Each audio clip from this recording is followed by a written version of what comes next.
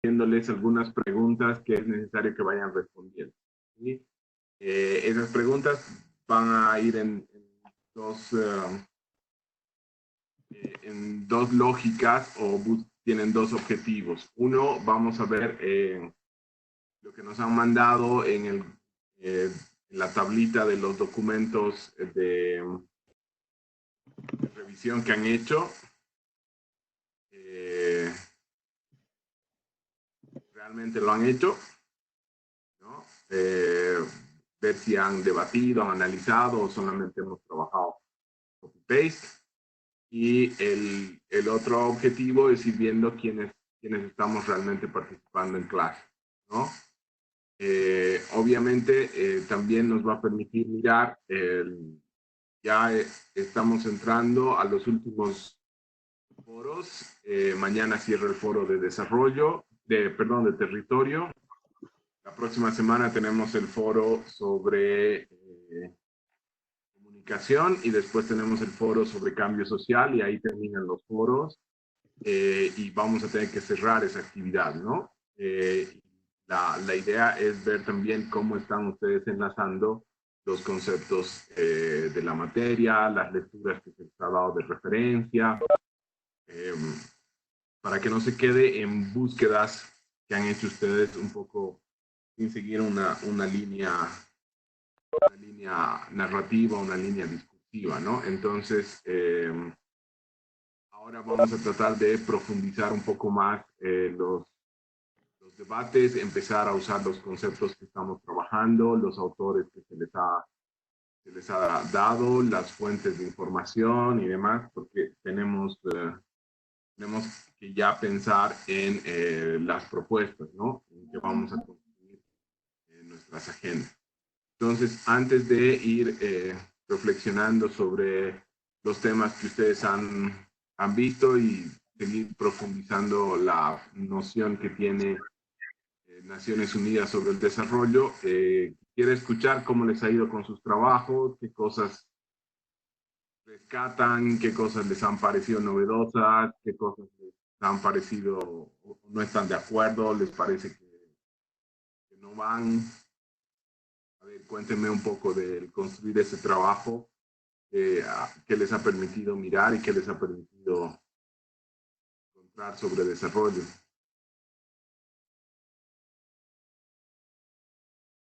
A mí me pareció bien interesante, o sea, yo tenía el pensamiento de que Bolivia realmente estaba muy abajo en el desarrollo, pero al ver las estadísticas y hacia dónde va, no había estado tan mal como pensé, por lo menos en la parte de bienestar, ¿no? O sea, de la tasa de mortalidad, de infantil y todo eso, no había estado tan mal como pensé. Así que rescato eso.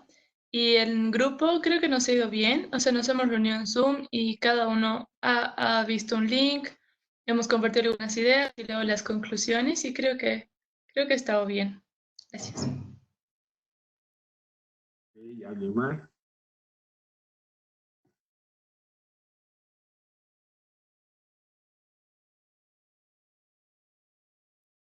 Yo, ¿Ya? pues a mí me ha parecido bastante divertido hasta cierto punto porque creo que siempre es divertido hablar y socializar con tus compañeros acerca de algunos temas, porque por ejemplo fue bastante bonito el hecho de que como nosotros nos tocaba educación, o sea, volvíamos a los tiempos de colegio y decíamos, a ver, ¿qué nos faltaba o qué deficiencias veíamos, qué cosas veíamos que estaban bien? Y creo que era bueno, o sea, a mí me pareció bastante bonito ese hecho, que cada uno daba su punto de vista a través de su experiencia en el colegio. Ya sirve porque nos ayuda a interpelarnos un poco, ¿no? A ver, ¿quién más?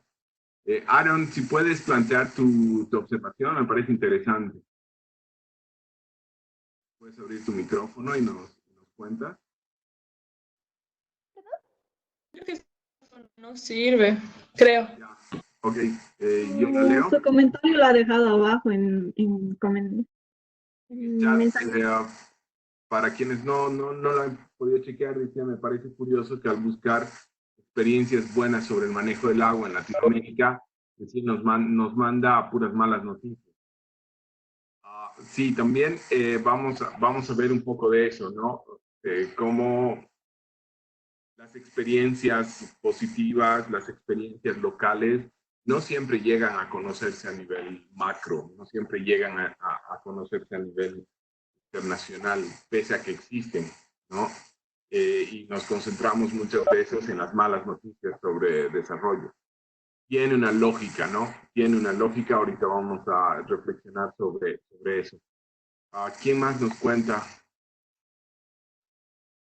cómo les ha ido, qué han encontrado? Yo tengo una cosita un Dale, Ariel. poco negativa. Investigando sobre el tema de educación, encontramos, o sea, en los objetivos de las Naciones Unidas está que la educación completamente universal y de calidad para todos va a estar disponible, digamos, para todos en el año 2030.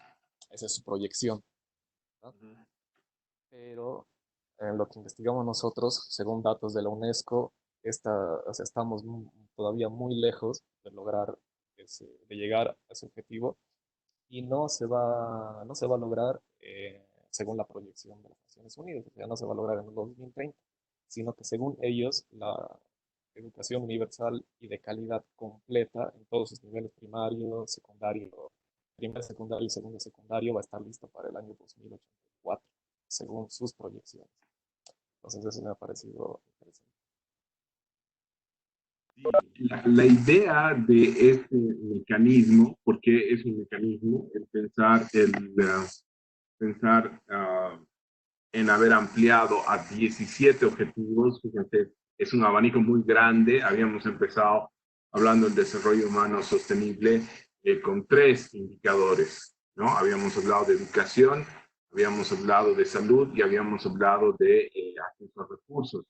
Y ahora estamos hablando de 17. O sea, fíjense cómo se ha ampliado el espectro de las cosas que debemos considerar o debemos medir al hablar de desarrollo. Y justamente para lo que sirve es para tener estas reflexiones, ¿no? A ver, en las condiciones actuales de educación en América Latina, en el mundo, en Bolivia, llegar al 2030 a la meta, al objetivo que se había planteado, ¿no? Que es este acceso universal a la educación en todos los niveles, no se va a poder hacer, ¿no? Pero eso no quiere decir que sea necesariamente así, ¿no? Es en las condiciones actuales. Esa es una forma, es un instrumento, se vuelven instrumentos de gestión para que la sociedad civil, las organizaciones de cooperación internacional, los representantes de los ciudadanos, diputados, parlamentarios, concejales, etcétera, etcétera, puedan presionar a sus gobiernos para modificar las acciones actuales, ¿no? O sea, si nosotros no hacemos nada en ese indicador, no llegamos ni en 2084, porque los indicadores tienden a complejizarse. Claro, si ustedes cruzan ese con, por ejemplo, lo que nos decía Valeria, la idea es empezar a hacer esos cruces, ¿no? Que Bolivia no está tan mal en sus indicadores de reducción de la tasa de mortalidad infantil. Si tienen dudas sobre los conceptos que voy diciendo, también el chat está para eso, ¿sí? Entonces, si, por ejemplo, si estamos logrando que menos niños mueran, esa es la reducción de la tasa de mortalidad, quiere decir que más niños van a llegar a edad escolar. Lo que quiere decir que la política actual para la cobertura de escuelas tiene que cambiar, porque va a haber una población grande de niños ahora que vamos a tener que atender en las escuelas y que ahorita no tenemos la capacidad de atenderlos, porque hemos planificado sobre la base de los 11 millones de bolivianos, ¿no? Pero ahora resulta que van a haber más niños que quieren ir a la escuela. Eso va a incidir en nuestro indicador de acceso a educación. Entonces, esto empieza a estar muy interrelacionado, ¿no?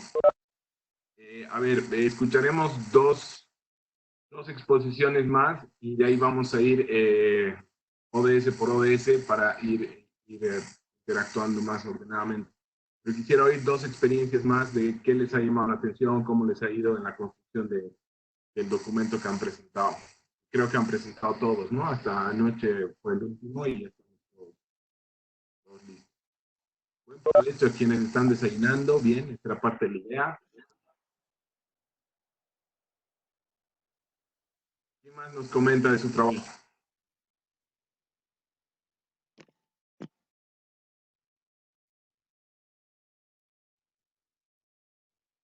¿Qué ha pasado? Nos hemos puesto tímidos. ¿Cómo les ha ido? ¿Qué han encontrado interesante? ¿Qué han encontrado que no sea tan interesante? Yo, Cami, Dale.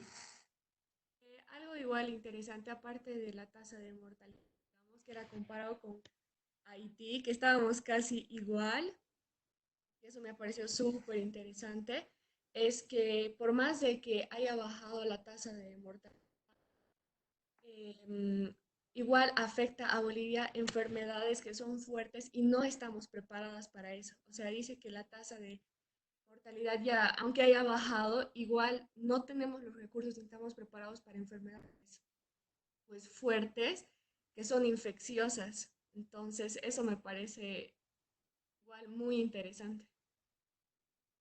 Claro. Ese es otro tema para lo que sirve pensar el desarrollo en términos de estos indicadores tan específicos, ¿no? Y voy a volver al ejemplo. O sea, tenemos niños que antes nuestra tasa de mortalidad infantil era alto. ¿Cómo se mide esa tasa? Es decir, la cantidad de niños que nacen vivos versus la cantidad de niños que nacen y no pueden vivir. Es decir, mueren en el quirófano o mueren en los primeros días, ¿no? En realidad el indicador se mide al año. Entonces, niños que llegan a cumplir el año. Entonces, nos hemos concentrado en generar condiciones, ¿sí?, para que eso se reduzca. Entonces, se han equipado los quirófanos, se ha capacitado a médicos, se ha capacitado a enfermeras, se han hecho campañas de concientización con las mamás, se han hecho campañas de concientización con las familias, con los papás, con la comunidad, para cuidar la vida. Entonces, resultado, tenemos menos niños que mueren antes de cumplir un año. Pero eso otra vez quiere decir, vamos a tener más niños que llegan a cumplir 2, 3 años. Y el siguiente indicador te mide la salud o te mide las condiciones de vida de estos niños hasta los 5 años. Entonces, si tenemos ya un niño que está llegando a los 5 años, entre los 2, 3, 4, 5 años empiezan a aparecer las IRAS y las EDAS. ¿Qué son? Son las enfermedades respiratorias, infecciones respiratorias, resfríos, los guaguas empiezan a resfriarse, empiezan a salir de casa, ya no viven con su mamá dándoles pecho y metiditos en un cuarto, sino que los empiezas a llevar a los parques, empiezan a acompañar a sus mamás al trabajo, etcétera, etcétera, empiezan a ir a la educación, al sistema educativo, entonces aparecen las enfermedades respiratorias y aparecen las enfermedades digestivas. La fiebres tifoideas, etcétera, etcétera. Entonces, y así, después nos concentramos en campañas para mejorar ese proceso hasta los 5 años. Entonces, quiere decir que tenemos más niños de 6 a 10 años que van más tiempo a la escuela, que salen más solos, que tenemos más adolescentes, ¿verdad? Entonces, la población boliviana empieza a crecer, ¿sí? Y entonces empiezan a aparecer otros problemas, otras necesidades de salud que debemos ir ampliando, ¿no? Por ejemplo, medidas que han sido muy efectivas para mejorar estas condiciones. Primero fue el SUMI, ¿sí?, el Seguro Universal Materno Infantil, que el objetivo que tenía era que los niños hasta los 5 años puedan ir gratis, por lo menos el primer año tengan todos los controles, etcétera, etcétera, para garantizar mejorar ese indicador. Después vino el bono Juana Zurduy. ¿Cuál es la condición para recibir ese bono? Los controles prenatales y los controles del primer año. ¿Qué estás asegurando con eso? Estás asegurando el binomio madre-niño. Porque si la madre está enferma, está desnutrida, no puede cuidar bien al niño, el niño se nos muere, ¿no? Lo mismo, si el niño no está bien cuidado, no está bien nutrido, etcétera, etcétera, va a incidir en el estado de ánimo, va a incidir en muchas cosas de la mamá y vamos a tener problemas. Ese binomio es el que hay que cuidar. Por eso vienen todas estas medidas. podemos estar o no estar de acuerdo con políticas macro de los gobiernos, pero lo que en Bolivia se ha hecho en los últimos 20 años, el binomio madre-niño, es muy avanzado y ya ha dado muy buenos resultados. Nuestras tasas, lo decían sus compañeras, han bajado mucho.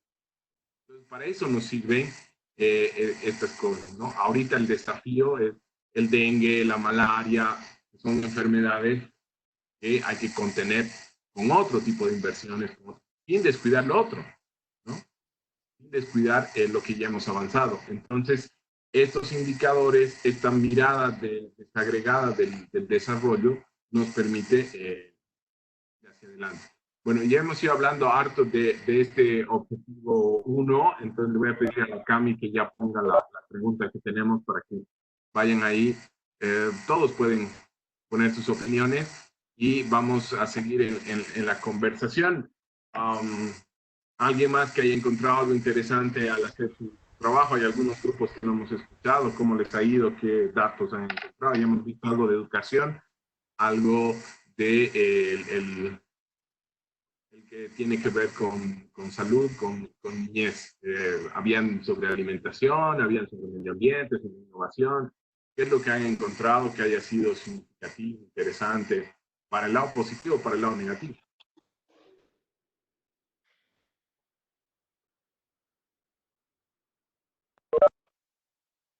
Hacemos por lista, no quisiera hacer por lista. ¿Qué dicen? Hemos dicho que el desarrollo es una cuestión de personas. Ahora hay que casi charlar entre personas. La pregunta que está en el chat la responden por escrito. Y seguimos con el diálogo. ¿Sí?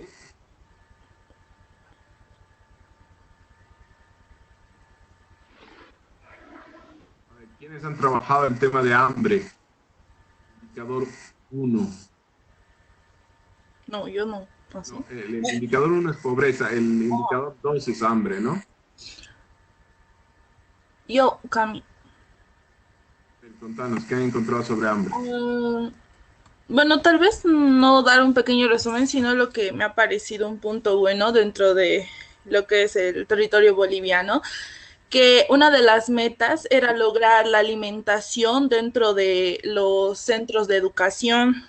Creo que eso tal vez sería el desayuno escolar, pero lo bueno es que esto se aplica en todas las comunidades, es decir, que están asegurando la alimentación de esos niños, bueno, en lo que se pueda, durante casi todo un año. Y también se están implementando medidas para que en sí los maestros expliquen más sobre la soberanía alimentaria o la buena salud a los estudiantes. Y creo que eso es bueno a largo plazo también, porque se los está educando ya dentro de todo ese entorno.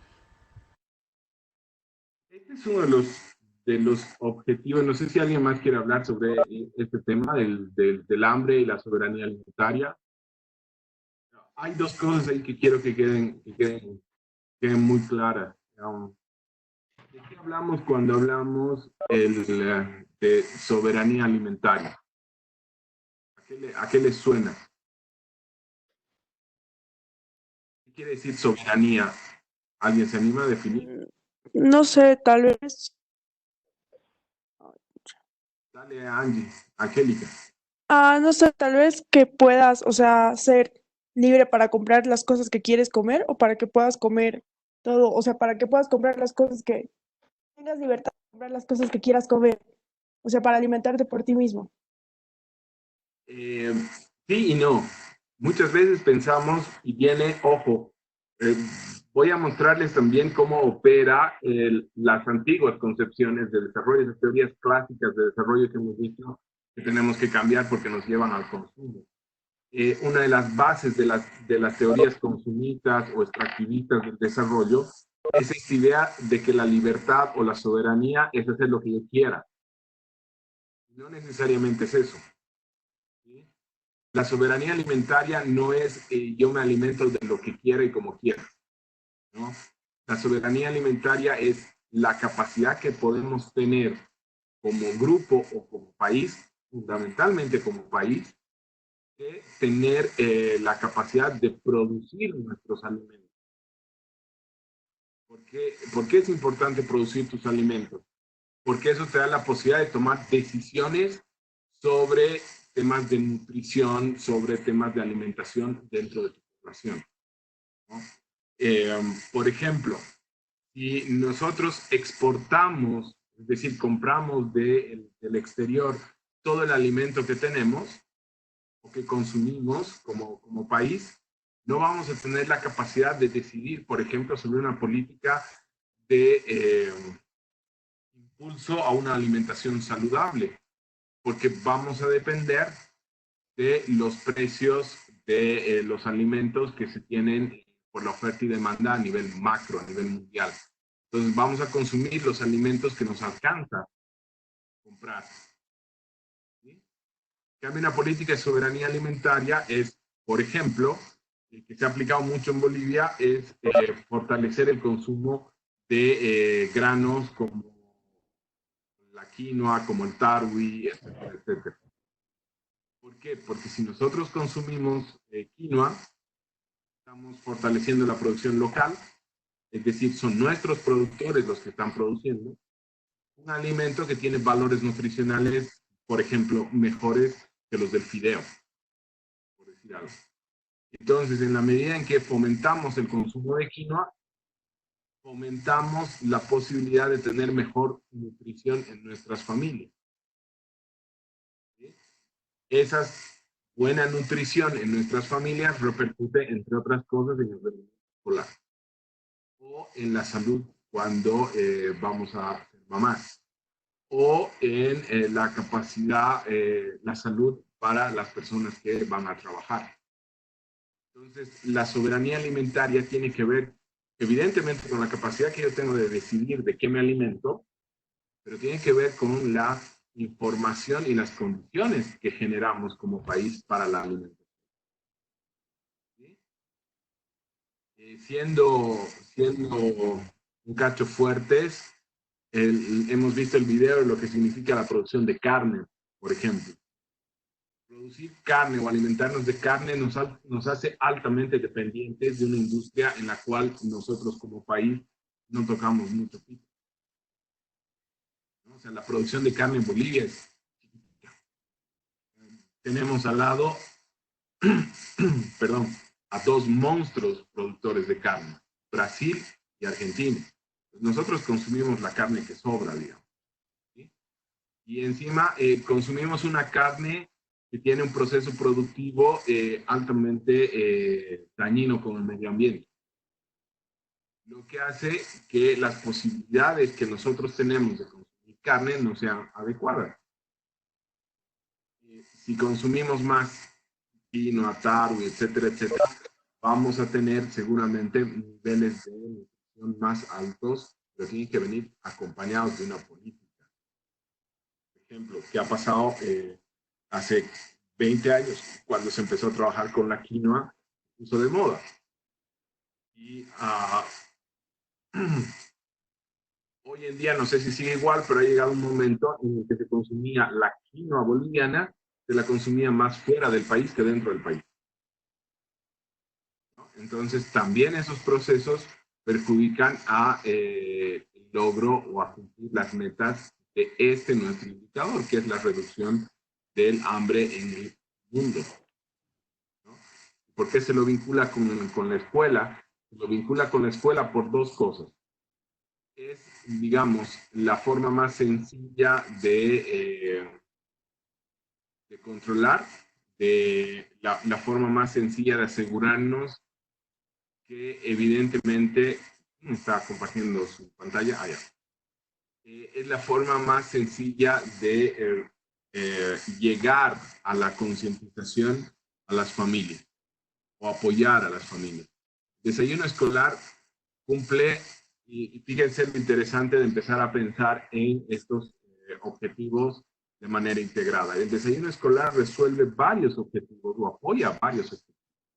El primero, empiezas a tener la posibilidad de dotar de alimento o de mejorar la nutrición del estudiante, ¿no? El de la mejora de la cuestión del hambre, ¿sí? Porque le estás dando al niño tarwi, quinoa, plátano, leche, que son las cosas fundamentales de las que está hecho el desayuno escolar. No les dan chocapic, ¿no? No les dan cereales, o no les dan papas fritas, no se les da gomitas, chicles, sino hay una dieta diseñada para el desayuno escolar. Podría ser mejor, evidentemente, pero están resolviendo la nutrición de sus niños. Por otro lado, para recibir el desayuno escolar tienes que tener asistencia a la escuela. Entonces, estás aportando a la permanencia en la escuela de esos estudiantes. No, fíjense, en el periodo de la cuarentena, en cuanto se ha levantado el tema se han cerrado las escuelas, la principal preocupación ha sido qué pasa con el desayuno escolar, ¿no? Y por eso ha venido el primer bono a los niños que reciben el desayuno escolar, a las escuelas fiscales y primaria. El primer bono que ha salido en la cuarentena es ese. ¿Por qué? Para garantizar el desayuno escolar. Porque hay muchas familias para las cuales el desayuno escolar significa, en algunos casos, la principal comida del día. Ustedes se han podido fijar, porque estos no son esfuerzos solamente bolivianos, se han podido fijar en el caso argentino, por ejemplo, en muchas escuelas en Argentina, la alimentación en la escuela significa 2 comidas al día. Es el desayuno y es el almuerzo. Entonces el impacto es mucho mayor, ¿no? Porque estamos resolviendo también este problema, que significa que, por ejemplo, todas las familias que tienen hijos, 1, 2, 3 hijos que van a la escuela, ¿sí? Lo que hacen es ayudar en la economía familiar. Ya no me tengo que preocupar del desayuno de 1 o 2 miembros de la familia, de lunes a viernes. Ustedes le ponen más o menos unos 5 a 6 bolivianos, que significa el costo de ese desayuno escolar, entre el plátano, el chocolate y las galletitas, y 6 por 5, 30, 30 por 4, son 120 bolivianos al mes. Para familias que tienen un ingreso de 600, 700, 1000 bolivianos, 120 bolivianos al mes es el 10% de su economía. Entonces es un impacto muy fuerte en la economía familiar y está viniendo por la escuela. Estamos resolviendo entonces ya 3 objetivos, ¿no? Estamos apuntando a 3 objetivos de desarrollo sostenible. Estamos apuntando a educación, porque el niño asiste a clases. Estamos apuntando a la reducción del hambre, estamos dando alternativas de alimentación, y estamos aportando al acceso a recursos, porque estamos dando a las familias, estamos ayudándolos en su economía familiar, ¿no? Y además, ojo, el desayuno escolar, vamos a dejar un cachito de lado, después vamos a hablar de las contradicciones que se generan, pero vamos a dejar así entre paréntesis el caso PIL, pero el desayuno escolar lo que busca y lo que normalmente se hace es contratar empresas locales, empresas de los municipios, ¿sí? Entonces, ahí aparece un cuarto objetivo que estamos cumpliendo, que es el de apoyar a la innovación, la producción, el generar apoyo a la pequeña industria, a los emprendedores, etcétera, etcétera, ¿no? Hay empresas que se organizan, que se han creado en distintos municipios, que lo único que se dedican es a atender el desayuno escolar. Entonces, fíjense cómo, si yo planifico bien el utilizar estos objetivos de desarrollo así tan desmenuzados, puedo ir atacando en varias miradas, ¿sí? A ver, mientras se anima alguien más, vamos viendo en qué estamos en el debate, en el chat. Dice...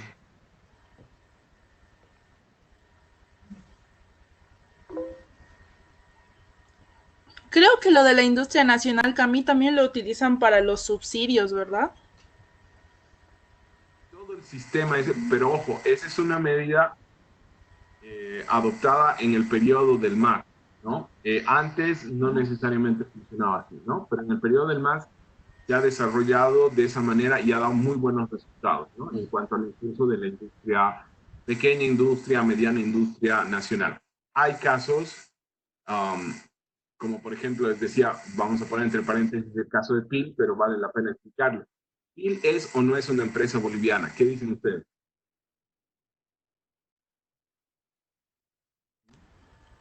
¿Es o no es boliviana PIL? No es, creo. ¿No es? Ahí surgen algunos problemas, ¿no? Porque PIL era cochabambina, además, era una empresa cochabambina, era una empresa local. Ha ido creciendo, se la han ido comprando empresas más grandes. Hoy en día PIL es parte de una transnacional gigante que es Leche Gloria del Perú, Pero que es una empresa gigante.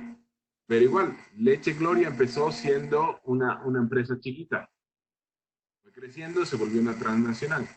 Pero ahora Leche Gloria es propiedad de otra empresa, más grande todavía, que es la famosa Nestlé. Entonces, vamos viendo que si bien parece que estamos fomentando desarrollo local, estamos potenciando el desarrollo local, en realidad ahí hay que ponerlo entre comillas, ¿no? Porque y el gran debate en estos objetivos de desarrollo sostenible es el gran debate dentro de la propuesta de Naciones Unidas, ¿no? Porque aparecen estas contradicciones. La PIL, entonces es imposible que se vuelva una empresa de escala internacional o de escala mundial, porque es propiedad de una de las más grandes empresas de productos lácteos.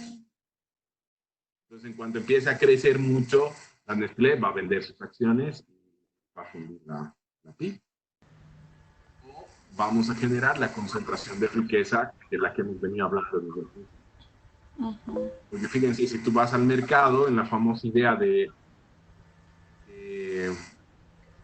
competencia, quieres, ya, no, voy a comprar PIL para competirle a Gloria y que no entre al mercado boliviano Leche Gloria. Pero al final del año, cuando PIL hace su informe de ganancias, parte de las ganancias se van a Leche Gloria. Entonces no le has afectado a Leche Gloria. Si te quieres hacer así al latinoamericanista y decir, vamos a consumir solamente productos latinoamericanos y vamos a consumir Leche Gloria y Leche PIL. Al final del año, gran parte de esas ganancias van a ir a la transnacional Nestlé. Y lo mismo sucede en varios sectores. Uno de los más llamativos es el de la cerveza. Quieren, ustedes busquen en internet cómo es la estructura de propiedad del negocio de la cerveza en el mundo. ¿Cuántas marcas de cerveza conocen ustedes? Que no sean artesanales. Estamos entre adultos, sabemos que alguna vez han visto la cerveza, no sé si se la habrán tomado, pero por lo menos la han visto. ¿Cuántas conocen? O vemos cuántas han tomado.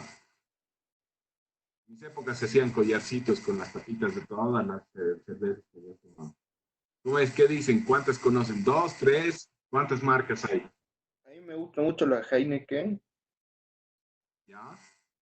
Ahora, ¿la Heineken es competencia de la taquiña? O sea, es competencia, pero también es competencia a nivel mundial la Heineken, porque es importada. ¿Quién es dueño de la Heineken? ¿Alguien sabe? ¿Alemanes? Es una empresa alemana, pero Heineken ya es una marca. ¿Sí? Y taquiña también es una marca.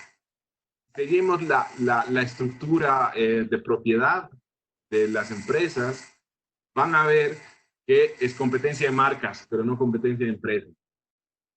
El mundo de la cerveza en el mundo, es decir, son 2 empresas alemanas. No hay más. Y ahí están todas las marcas de cerveza. Nuestra querida empresa Taquiña, ¿sí? Es propiedad de Quilmes. Quilmes es la cervecera argentina. Quilmes es dueña de la marca Heineken para Bolivia. Entonces, cuando compramos taquiña o compramos Heineken, le estamos comprando al niño, estamos comprando a los gauchos. Quilmes es propietario,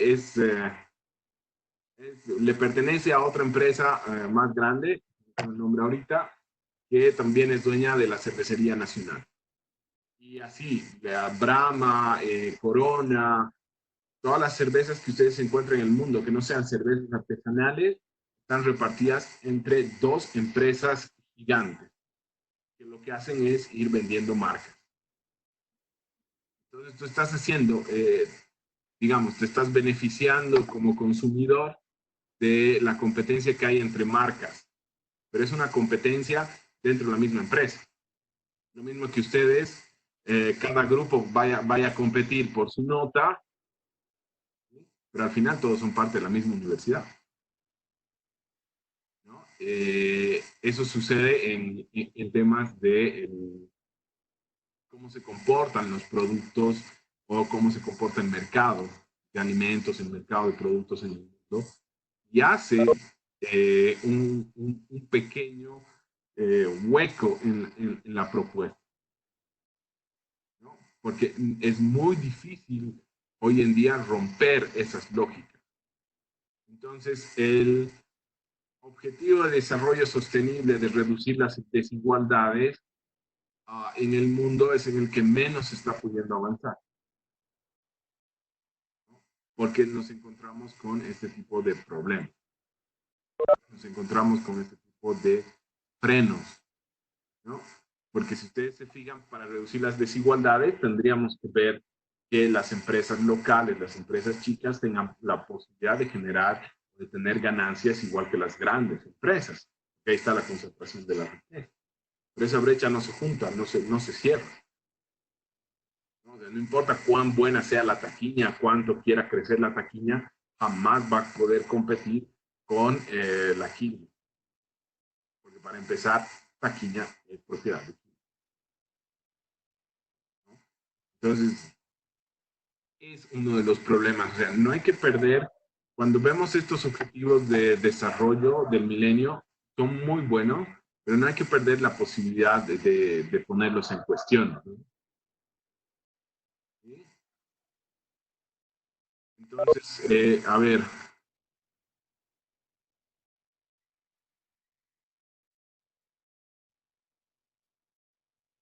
¿Qué otro indicador no hemos visto? ¿Cuál era el objetivo de desarrollo 4? ¿Quién ha trabajado ese? ¿Qué grupo ha trabajado con el ODS 4? Trini, ¿de qué se trataba?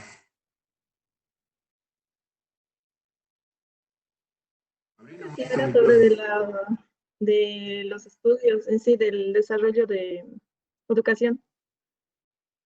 Educación. Bueno, a ver,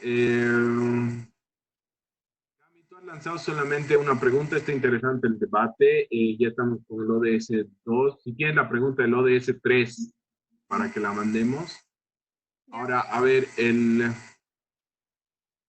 pasa con educación? Educación tiene varios problemas. Educación tiene varios problemas en el sentido de, a ver, las fases en las que estamos yendo, los avances en educación están siendo muy difíciles de mantener, de sostener, porque seguimos en el problema de gran debate de cuál es el rol en la educación de cada uno de los actores de la sociedad, ¿no? Por ejemplo, vamos a hacer el mismo ejercicio que hemos hecho con el de salud. ¿Cuál ha sido la meta desde el 90 para Bolivia? 80, 90, 1980, 1990, en esas 2 décadas. Cami, apagalo tu micrófono, estamos oyendo tu tecleado, trátalo más bonito tu computadora. El gran problema que tenía Bolivia era el acceso a educación básica. Es decir, primero, segundo, tercero, cuarto, quinto básico. De eso hablamos en educación básica. Después han cambiado los formatos, una época son 6 años primaria, otra época son 5, pero básicamente los primeros 5 años son fundamentales y es lo que se considera educación básica. Es donde aprendemos.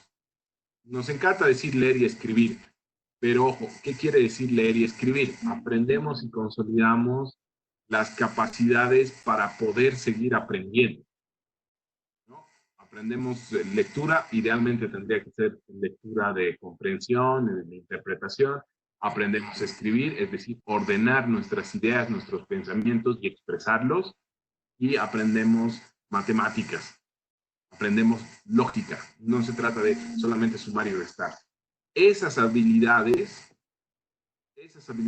básicas y fundamentales son las que tendríamos que garantizar a cualquier ser humano para que pueda interactuar en una sociedad con la posibilidad de desarrollar sus potencialidades y aprovechar las oportunidades que tiene, ¿no? ¿Se acuerdan que hemos hablado que para Naciones Unidas ese es el meollo del asunto, ¿sí? Entonces, hemos garantizado, hemos hecho esfuerzos fundamentales, primero, de infraestructura en educación. La década del 90 y la primera década del 2000, se han construido escuelas como si fuera divertido, ¿no? Se han construido escuelas por todo lado.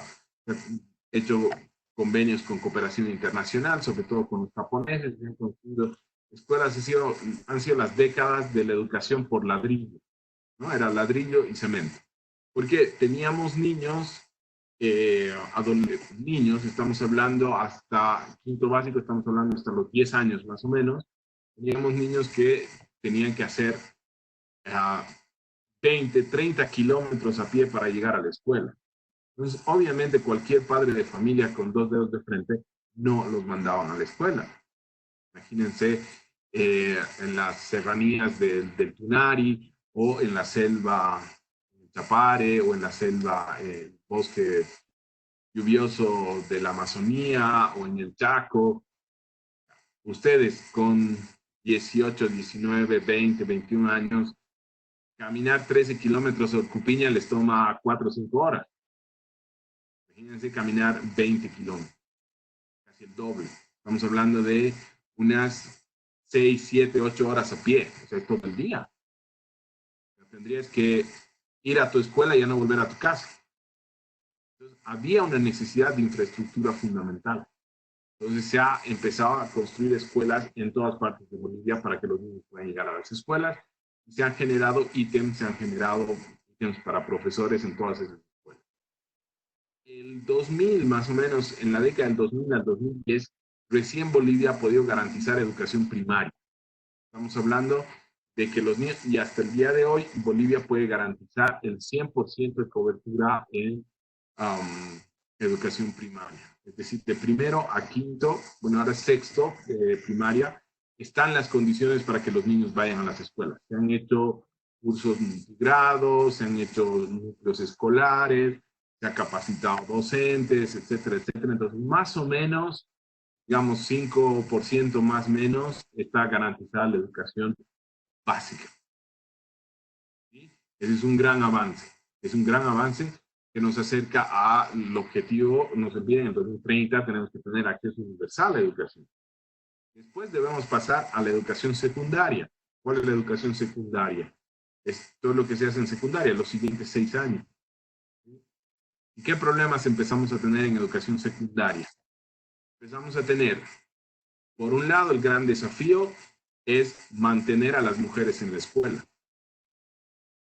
Porque por la lógica de nuestras sociedades, por cultura, por tradición, por lo que ustedes quieran, normalmente las mujeres a los 12, 13, 14 años dejan la escuela. Hay un alto índice de abandono de mujeres. Puede ser por embarazo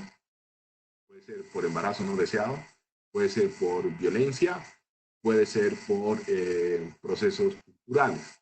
Lo de los procesos culturales cada vez es menor, pero hay comunidades, hay espacios donde se le hace muy difícil a una mujer continuar sus estudios después de los 12, 13 años.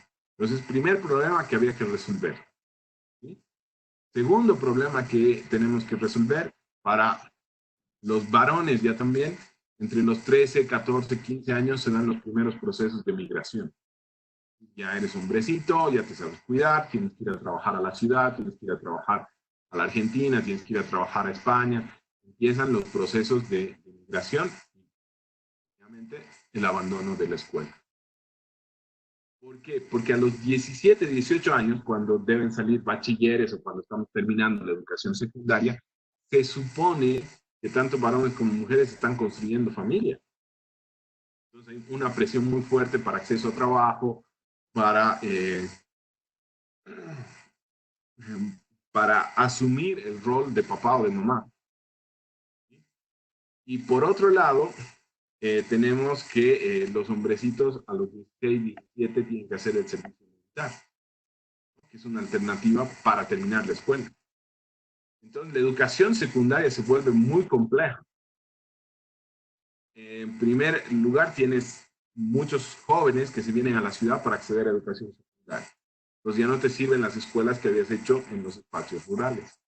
Segundo, que se vienen y tienen que sostenerse, tienen que empezar a sostenerse económicamente, entonces tienen que trabajar. Los horarios no funcionan. Después sales bachiller y tendrías que ir a la universidad. Entonces, por eso, la reforma educativa actual ha hecho énfasis, por ejemplo, en secundaria. No es que se les ha ocurrido solamente al gobierno del MAS. Es una propuesta que viene desde la planificación del desarrollo a largo plazo que se inició en los 90 y demás, que ya tenemos que asegurar educación secundaria.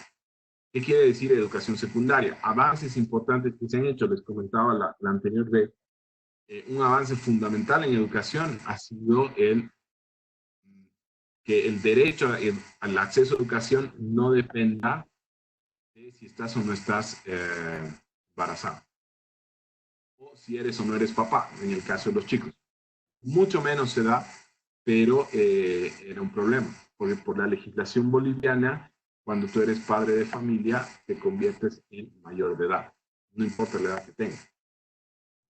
Eso porque eres responsable de una vida y nadie puede ser responsable de una vida si no es mayor de edad. Entonces, si tú tienes 13 años y, por ejemplo, te has embarazado y tienes tu guaguita, nace tu guaguita y eres mayor de edad. Seas hombre o seas mujer. Entonces, ¿qué sucedía con la escuela? Tenías que ir a los famosos centros de educación especial para adultos, los CEMAS, ¿no es cierto? Estos nocturnos y demás. Salías del proceso de escolaridad, pese a que tú tenías ciertas condiciones para continuar el proceso educativo. Podías seguir yendo a la escuela. Nada impedía, no tienes trabajo, qué sé yo. Entonces, ese ha sido un avance, por ejemplo, en garantizar el acceso a educación. El otro tiene que ver con la educación técnica. Se ha empezado a ofrecer la secundaria con educación técnica. ¿Por qué? Porque los jóvenes necesitan salir del colegio o muchos ya van a combinar el colegio con algún trabajo. Un trabajo en la noche o algún trabajo en fin de semana o directamente van a salir y ya van a tener que empezar a trabajar, a producir para poder acceder a la educación superior. Bolivia todavía no puede garantizar educación secundaria. Todavía no tenemos la cobertura del 100% para las personas que están entre los 11 y los 18, 19 años de que van a acceder a educación secundaria. Tenemos problemas porque todavía no se ha consolidado el bachillerato técnico, etcétera, etcétera, ¿no? Entonces se complejiza ahí el panorama. Y si hablamos de la educación superior, que va desde el técnico superior hasta el posgrado, la cosa se complejiza un montón. Le decimos, tenemos educación pública gratuita. Sí, tenemos educación pública gratuita, relativamente buena. Nuestras universidades públicas, la San Simón y la San Andrés, están bastante bien rankeadas en términos de lo que es América Latina. Obviamente no estamos a nivel de Harvard y compañía, de la Sorbona de París o cosas por el estilo, pero en términos educativos están relativamente bien rankeadas. ¿Cuál es el problema? Hemos tergiversado el uso de la universidad. La universidad pública en Bolivia ya no es el principal objetivo ir a formarte. No estoy diciendo que los estudiantes de la universidad pública no les gusta estudiar. Van y estudian como todos. Pero de los 70,000, 80,000 que tenemos en las universidades públicas, muchos están ahí porque significa acceso a salud. Tú te inscribes a la universidad, tienes seguro social universitario. No tienes un trabajo estable, no tienes seguro. Entonces, mientras tengas un trabajo que sea provisional, tu opción de seguro es esa. O sea, los gerentes del seguro universitario se quejan un montón, dicen nosotros somos un departamento de ginecología. Claro, si tú eres una mujer o una pareja joven, vas a tener una guagua, acceder a un servicio de calidad de salud durante el embarazo y durante los primeros 4 años, todavía es complicado. O sea, tu opción es el materno infantil, pero si estás inscrita en la universidad, tu opción es el seguro universitario. Entonces, muchas veces nos vinculamos a la universidad por ese lado. Hablando de soberanía alimentaria, el tema del comedor universitario. Me ahorro 3 comidas al día de 2 miembros de la familia. El impacto económico es mucho mayor. Entonces, al no tener políticas claras para resolver o atender a la población juvenil en Bolivia, hemos priorizado la niñez, ahora tendríamos que estar trabajando con jóvenes, pero no tenemos claras las políticas para las juventudes, empezamos a tener estas distorsiones. Nuestra calidad educativa en educación superior está muy atravesada por estos elementos que no hacen al debate educativo. O sea, la universidad pública tendría que estar preocupándose de los procesos de calidad educativa, tendría que estar preocupándose de las mejoras de sus docentes, infraestructura, cosas que, digamos, nosotros en la universidad especial, que es la católica, porque somos parte del sistema público, pero no dependemos del Estado, estamos debatiendo permanentemente, evaluamos docentes, hablamos de procesos de aprendizaje, vemos si la virtualidad está funcionando o no está funcionando. Ahorita el principal problema en la educación, fíjense cómo ha sido cuando hemos suspendido las clases, la San Simón ha suspendido las clases, la San Andrés ha suspendido las clases. La principal preocupación no ha ido por el proceso de enseñanza-aprendizaje, ha ido por el comedor, ha ido por el seguro, ha ido por los otros servicios que te brinda la universidad. Imagínense, San Simón está cerca a los 80,000 estudiantes. ¿Sí? Eso quiere decir unas 20,000, 30,000 familias de Cochabamba giran alrededor de lo que pasa en San Simón. Entonces es enorme, ¿sí? Y estamos cargándole a la universidad pública, al espacio donde tendríamos que estar formando a los profesionales que nos van a ayudar con el ODS sobre innovación, investigación y demás, los estamos cargando su proceso educativo de otras variables. ¿No? Y ahora se ha caído el precio del petróleo. El precio del petróleo, el otro día veía un meme espectacular, ¿no? La caserita que te decía, no tengo 50 centavos de cambio, quiere llevarse un galón de petróleo. Está costando lo mismo que un chicle el galón de petróleo. ¿Y eso cómo va a impactar? Va a impactar en lo que Bolivia recibe por la venta de petróleo. Y eso impacta en el presupuesto que se designa a las universidades. Entonces, se viene un problema en la educación, en la calidad de la educación superior, que es fundamental, que es complicado. Por eso aparece esta alternativa de la educación pagada, digamos, que no es gratuita. Donde, según el diseño, según la teoría, las personas que tienen posibilidad, con todo el sacrificio que hacen, porque sabemos que la educación pagada, la católica, la UPB, cualquiera de estas, nadie la paga con el cambio del supermercado, ¿no? Es que sus papás llegan, le dice, he comprado las compras de la semana, toma el cambio, paga la universidad. No. Hay un esfuerzo, ustedes lo saben mejor que yo también estudié en la católica, pero todos sabemos el esfuerzo que significa estudiar en la universidad. Pero hay familias que aún haciendo esfuerzo no pueden estudiar en una universidad como la nuestra. Estas universidades tendrían que quitarle población a las universidades públicas para que las universidades públicas se concentren y tengan menor alumnado. Pero cuando el debate se trata de seguro, de comedor universitario, de becas y demás, no hay forma de competir.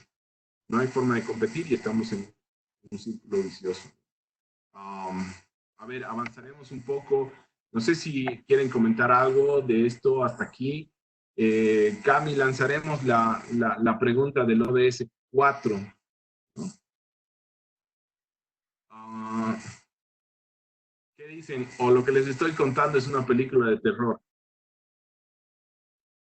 A ver, escucharemos a 2 o 3. Cami, te decía que Cami Jiménez me habló y dice que se le cayó su Inter, entonces que me va a pasar las preguntas y yo las voy a pasar hasta que vuelva, por si acaso. Ya, porfa. Entonces, vale, la pones la pregunta 4. ¿Ya? A ver, ¿a quién escuchamos?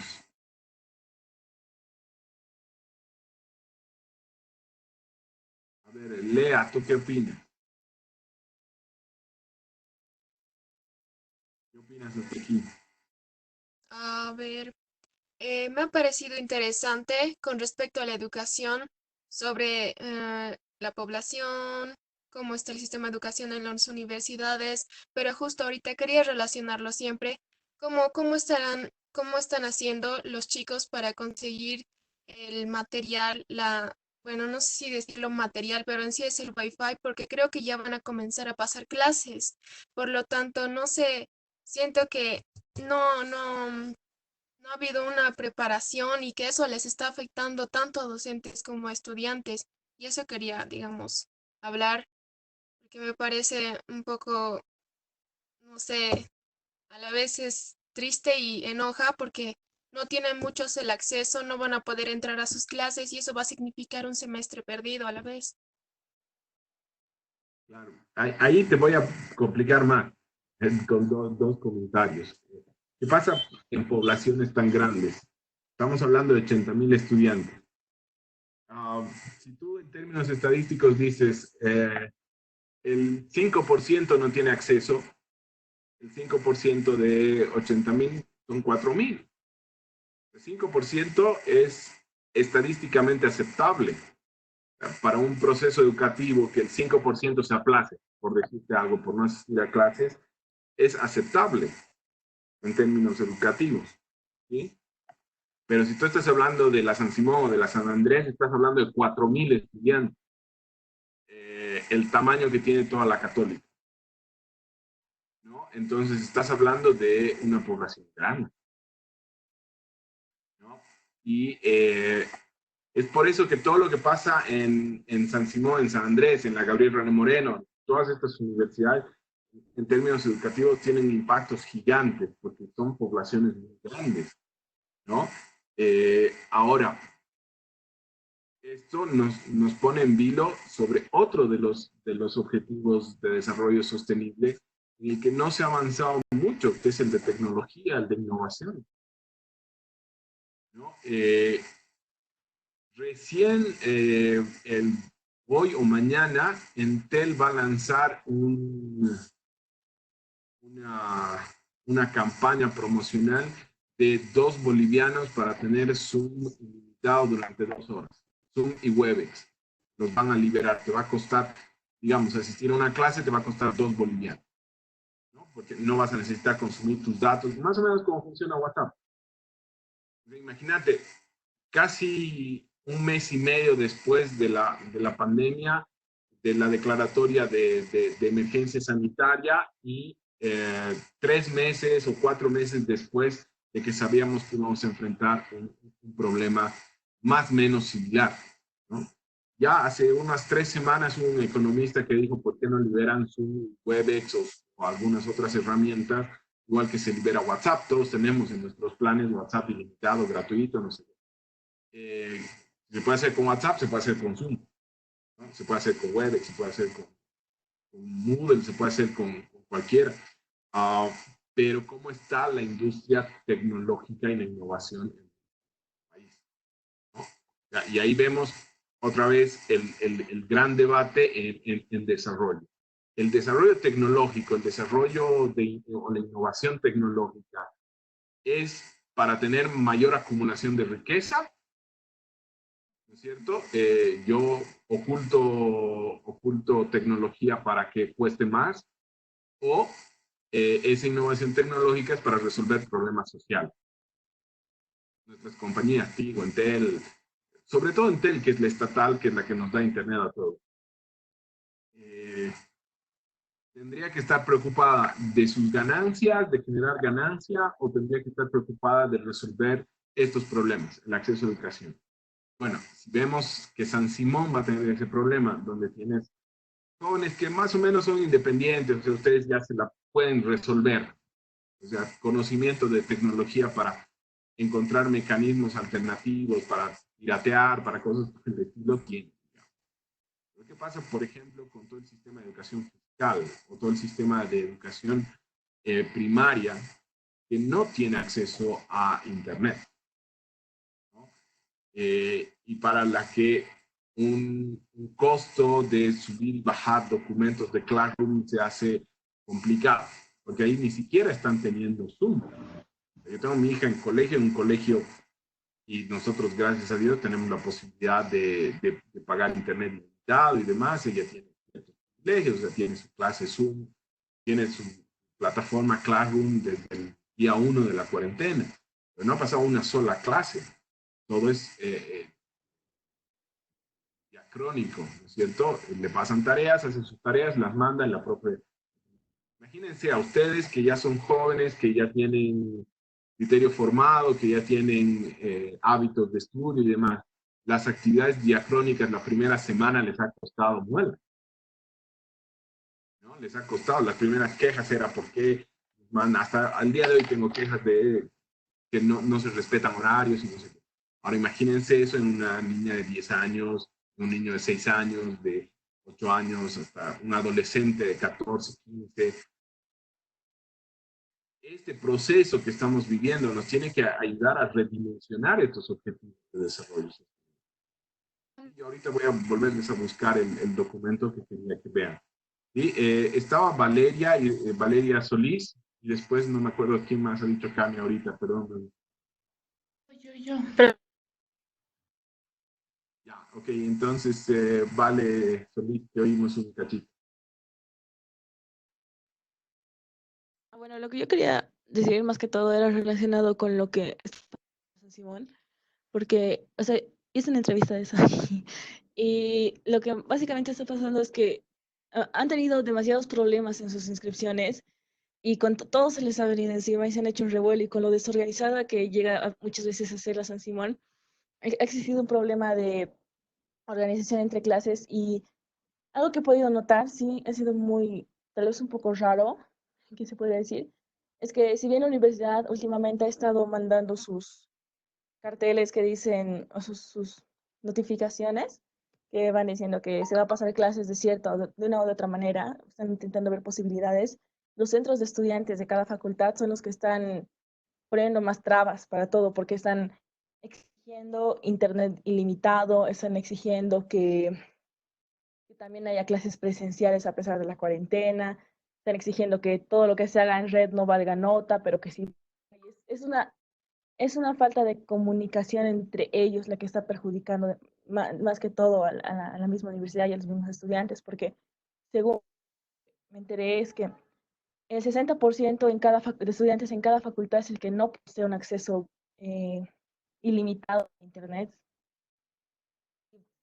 Y actualmente, ¿no? Ya se está solucionando todo eso, pero ese es uno de los problemas, yo creo, de la autonomía que tiene la universidad, que no posee una guía un tanto clara, o que no hay mucha comunicación interna entre centros y, y el rectorado. No, lo que pasa es que, igual que les ha sucedido a ustedes, los estudiantes están demandando sus derechos. En cuanto nosotros les hemos dicho, se mantienen las clases de manera virtual, lo primero que han hecho ustedes como estudiantes es organizarse y demandar derechos, y han puesto ciertas condiciones, trabajos que se dan en horario, que las evaluaciones no sean tan saturen. Lo mismo está sucediendo desde su realidad, también están poniendo condiciones y viendo temas. Ahora, ¿qué es lo que sucede? Y después alguien más tenía la palabra, ahorita se las doy, no me acuerdo quién era, quién más le dijo. La Balú, creo. ¿Perdón? La Balú. Ah, ya. Después, Balu, tú hablas, pero déjame cerrar esta idea. Lo otro, estamos viendo, y fíjense, ustedes tienen un objetivo, un ODS, si no me equivoco, es el 9 o el 16, de las alianzas estratégicas para los objetivos de desarrollo sostenible 2030, ¿no? ¿qué estamos viviendo ahora? Que muchas alianzas se rompen, pues. Nos está mostrando la importancia de construir esas alianzas. Voy a ir a los dos ejemplos que nos sirven. Nosotros como universidad, voy a hablar solamente de la carrera, porque la realidad en la universidad también es diversa. ¿Qué es lo primero que hemos hecho en la carrera al momento de pasar a la virtualidad? Hemos fortalecido la alianza docente-estudiante para mantener las clases. Hemos tenido reuniones con centros de estudiantes, hemos tenido reuniones con docentes, hemos tenido consejo de carrera. Nos hemos preocupado, hemos hecho videos, hemos charlado, hemos negociado, hemos construido una corresponsabilidad para mantener la universidad abierta. En bonito y como lo pusimos en el video Color Esperanza, ¿no? O sea, hemos logrado mantener la universidad abierta, pero porque había un esfuerzo de mantener esa alianza. La alianza que, bueno, ustedes no han participado tanto, pero que también hay, tiene que ver con la parte administrativa, todo el soporte que estamos teniendo para poder hacer eso. Ustedes están pudiendo hacer trámites, todos están haciendo trámites, pero hay estudiantes que han requerido trámites, ¿no? Está pudiendo, sé que no les gusta hablar del tema, pero es importante, o sea, se está pudiendo pagar la universidad, y la universidad está pudiendo pagar sueldos. Eso significa que estamos pudiendo, yo en vez de buscar trabajo, puedo estar dando clases, ¿no? Ese es un tema también fundamental, ¿no? Entonces, toda esa alianza de la comunidad universitaria, que es la católica, es la que nos ha permitido mantener la universidad abierta. Los primeros 10 días el objetivo ha sido mantener la universidad abierta, ¿no? Y ahí hemos estado en construcción, ustedes han sufrido, nosotros también, nuestras familias, toda la comunidad ahí, ¿sí? Después ya hemos pensado en lo que decía al principio, en la pantalla, Ariel, ¿no? O sea, no es acceso a educación, es educación de calidad. Y hemos ido subiendo y mejorando la calidad de nuestro proceso de emergencia. Las primeras clases por WhatsApp, por Zoom, por Moodle, por Skype, ustedes lo han vivido, ¿no? Hay cosas que preferiríamos olvidarnos, ¿no? Pero porque estamos ahora en una fase en que estamos subiendo la calidad de nuestro proceso. Y vamos a entrar a otra fase donde ya tenemos que ir viendo la evidencia, las competencias y demás, y tenemos que garantizar la calidad educativa de lo que hemos ido formando, ¿sí? ¿Qué sucede en la universidad pública? Las alianzas para los objetivos pasan por otro lado, ¿no? Hay alianzas, hay rupturas entre docentes y estudiantes porque hay otros objetivos que están ahí firmando, hay solidaridades de otro tipo, ¿sí? Hay un universo absolutamente diferente. Aquí la directora académica para reunirse con los directores convoca una reunión Webex y estamos los 18. El rectorado de San Simón para hacer la misma reunión tiene el triple o el cuádruple de gente. 60 y pico, entonces ya manejar una reunión así es más difícil. Entonces, fíjense la importancia de generar mecanismos que nos permitan construir alianzas hacia objetivos específicos, ¿no? O sea, lo ideal es que cada uno de estos objetivos de desarrollo, del 1 al 17, construyan redes. Yo, lamentablemente, no he perdido el documento, se los voy a compartir en WhatsApp en un rato más, todo un seminario en el que estaba ayer. Les voy a poner de qué tiempo a qué tiempo me interesa que lo revisen, porque tiene un mensaje interesante sobre estos temas, sobre cómo hemos ido en la transformación a la modalidad virtual y estas alianzas que necesitamos hacer. Valo, ¿tenías algo que decir? Sí, era justo sobre lo que decías, Cami, que leí el lunes, el ministro de Educación, Víctor Cárdenas, dijo que, o sea, más bien la cuarentena está ayudando a que dejemos de lado esa idea de que las clases tienen que ser presenciales y propuso la idea de que ahora se trabaje en lo que sería la clase, como algo así era. Pero bueno, la idea era que en la televisión, o sea, de que hayan programas, yo me atrevo a decir inútiles, entre comillas, que más bien hayan programas educativos para los niños, cosa de que los que no pueden acceder a internet, no tienen computadora, wifi, lo que sea, en lugares alejados, más bien que la televisión o incluso la radio puedan servirles para estudiar, dejarles tareas y eso, ¿no? Entonces, más bien él ha sacado esa propuesta y están trabajando en eso para arreglar este problema de la tecnología. Ahí es interesante, pero ahora también lo que les decía, ojo, tenemos que, y por eso la dinámica, estoy viendo que la discusión en el chat está interesante, está problematizando, pero la idea es que vayamos más profundo. Sí, yo te diría en términos coloquiales a lo que ha planteado el ministro, chocolate por la noticia. O sea, la teleeducación en América Latina se está trabajando desde los años 50. Nuestro amigo Paulo Freire empezó, y Bolivia ha sido referente de teleeducación desde los años 50. La red Herbol, la experiencia de educación por radio. En Bolivia hemos hecho bachilleratos por radio. Habían programas que te daban el bachillerato por la radio, tú tenías unos manuales, ibas haciendo tareas y presentabas, pero además Radio Fides o por distintas radios de Herbol.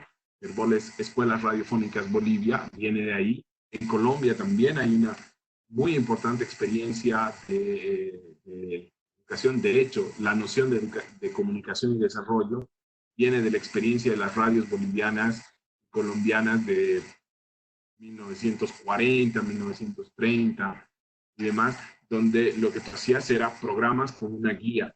Ya hemos llegado en Bolivia hasta certificar bachillerato. Obviamente en el modelo de educación alternativa. Llevar eso al modelo de educación formal es más complicado. Pero hay experiencias en América Latina. Yo les cuento una que la he visto en carne propia cuando estaba en un seminario de Naciones Unidas en Cuba.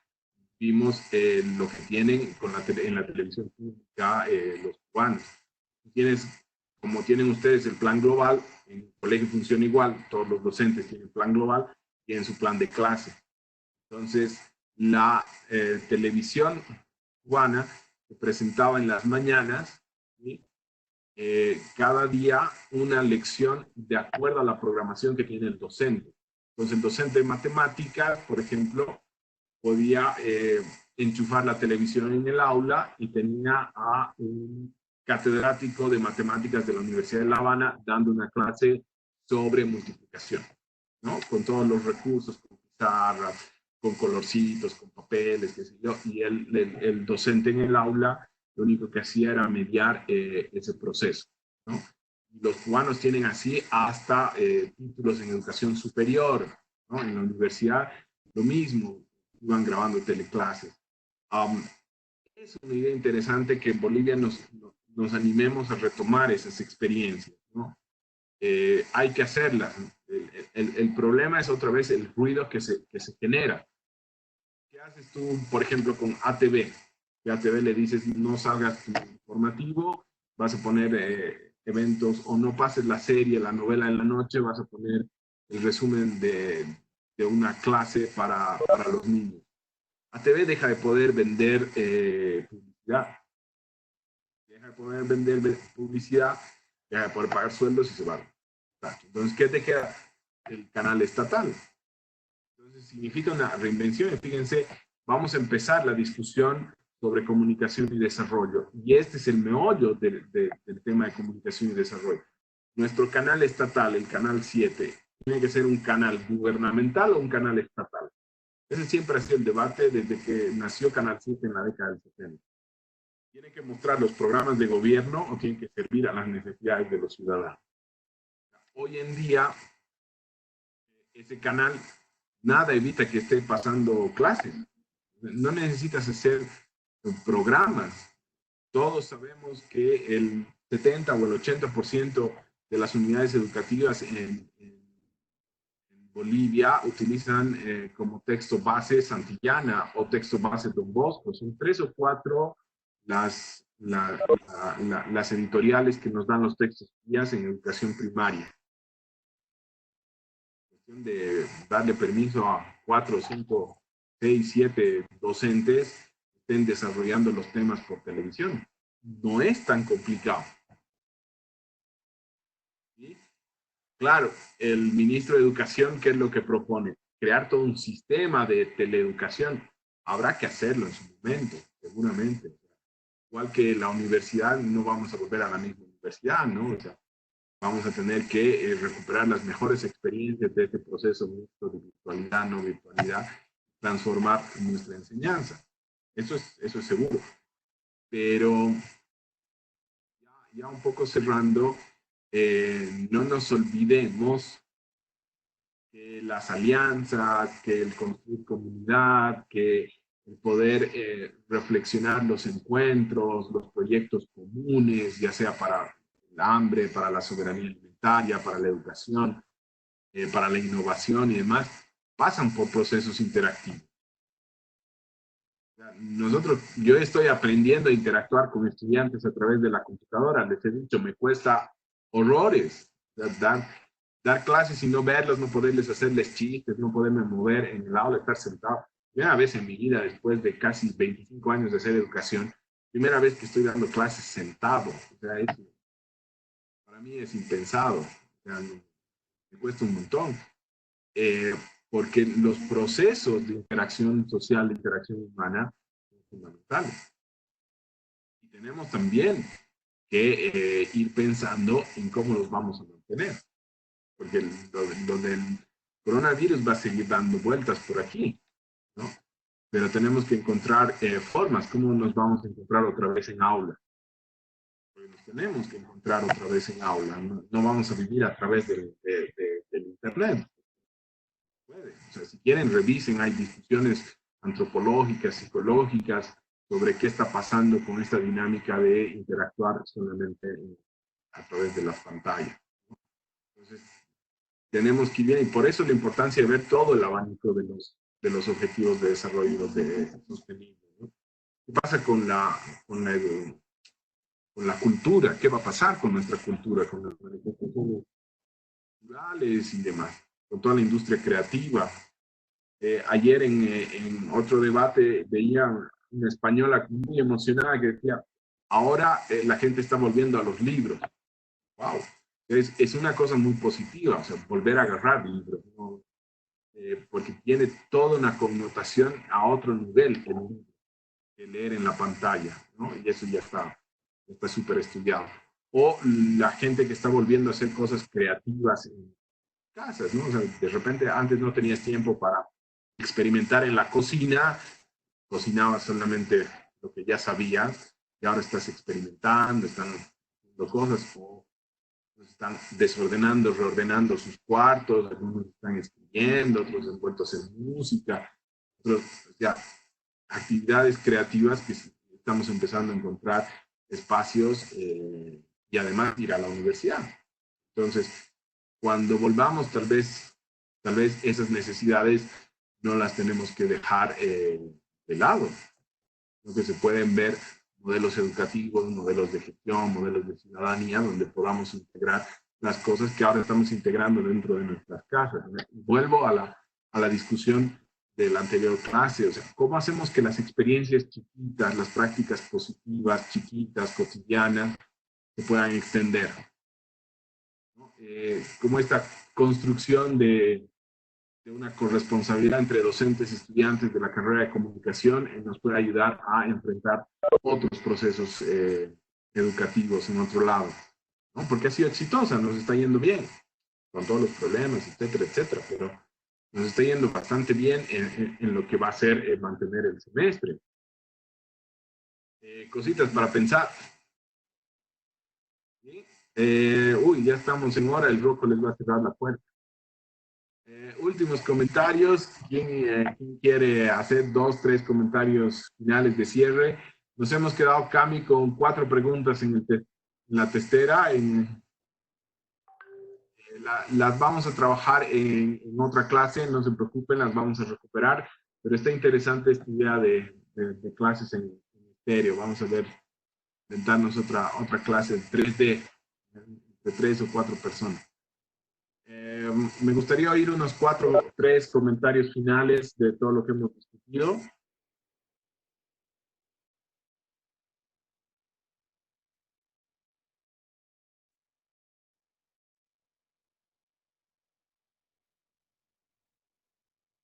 dicen por ahí? Luciana, tú que estás ahí levantando la mano.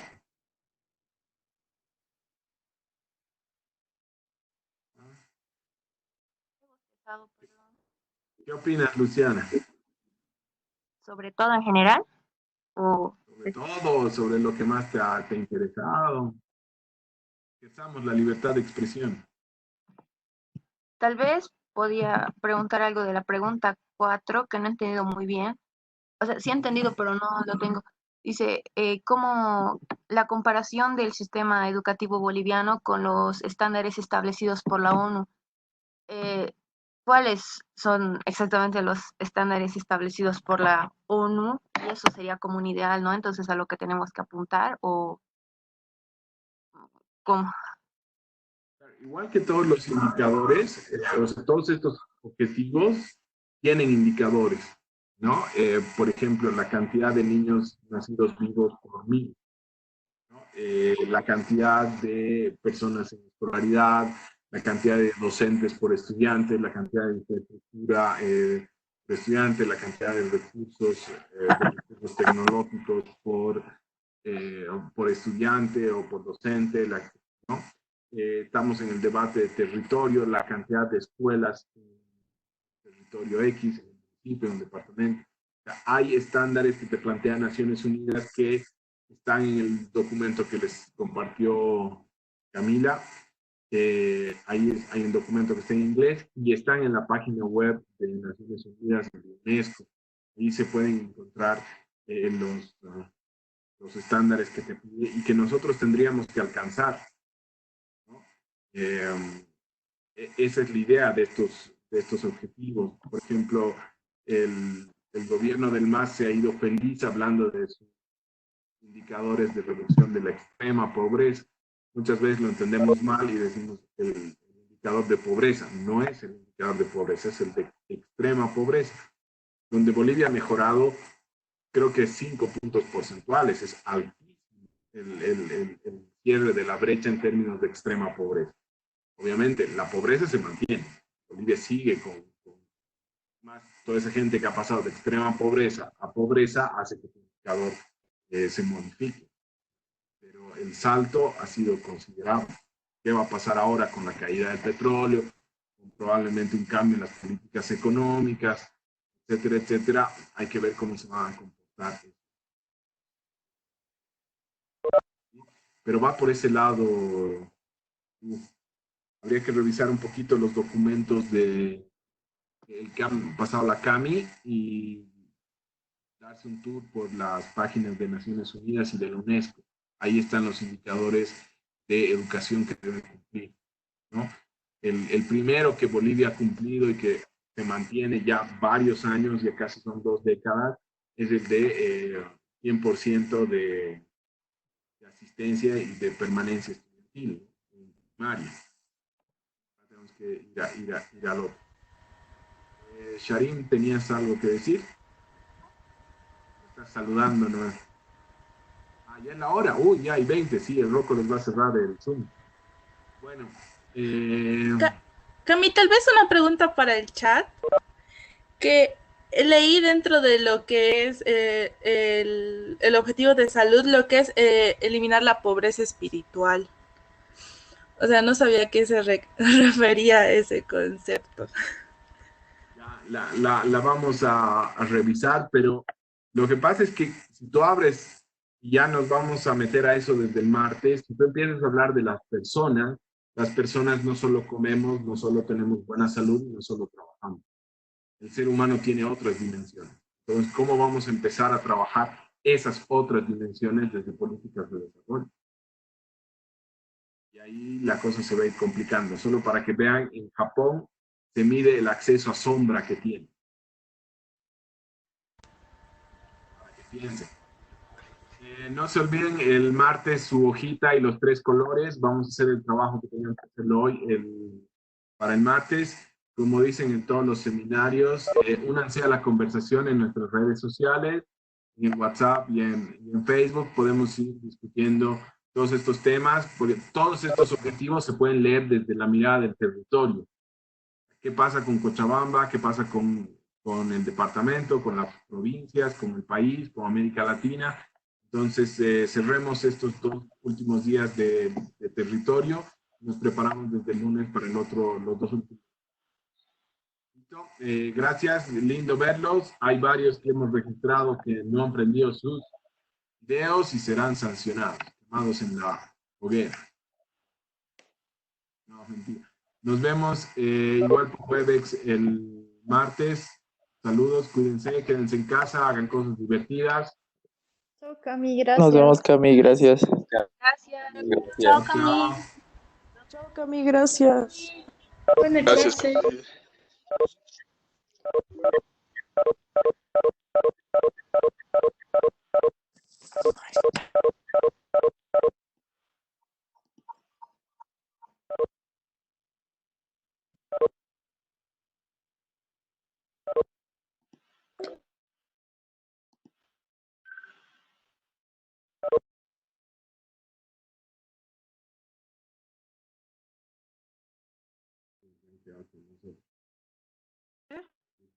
¿Quiénes se han quedado con nosotros? Laura y Lourdes. Naira. Cami, un cachito te hablo en WhatsApp. Ya. Chau, gracias.